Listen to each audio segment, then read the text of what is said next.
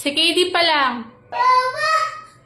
Atas, Papa! Ang galing naman ng CCTV na to from SVES dahil pwedeng-pwede mo nang makausap yung mga mahal mo sa buhay kahit na malayo at nakikita din kung ano yung ginagawa nyo. Ganito na rin ba yung CCTV nyo? Kung hindi pa ay nakumare, ito na ngayon time para bumili ka na kasi ang CCTV ay napakahalaga talaga para sa atin. Para naman kapag malayo tayo, nakikita pa rin natin kung ano yung mga ganap dito sa loob ng bahay. Meron na nga pala itong 1080 resolution at night vision up to 33 feet or 10 meter. Naro-rotate din ito, Mari, at yung kinaganda pa dito, napakalinaw nga ng kuha niya kahit na gabi. Meron na rin pala lagayan ng memory card itong CCTV from SVES, pero malaki na din yung storage nito, Mari, kahit hindi ka na nga maglagay kasi meron lang naman siyang 256 gigabytes. O diba, ang laki na? Para magamit nyo po siya, kailangan nyo lang pala yan i-connect sa wifi nyo or di naman kaya sa cellphone nyo na merong data. Pwede mo rin pala ditong iset yung motion detection para kapag merong taong gumala or di naman kaya pusa or kung ano man yan, ay talaga namang susundan siya ng ating CCTV. At yung pinaka nagustuhan ko talaga dito, Mari, ay ito nga palang tinatawag nilang two-way talk. Ibig sabihin nun ay pwede na nga kayo mag-usap ng mahal mo sa buhay kahit na malayo gamit lang yung CCTV.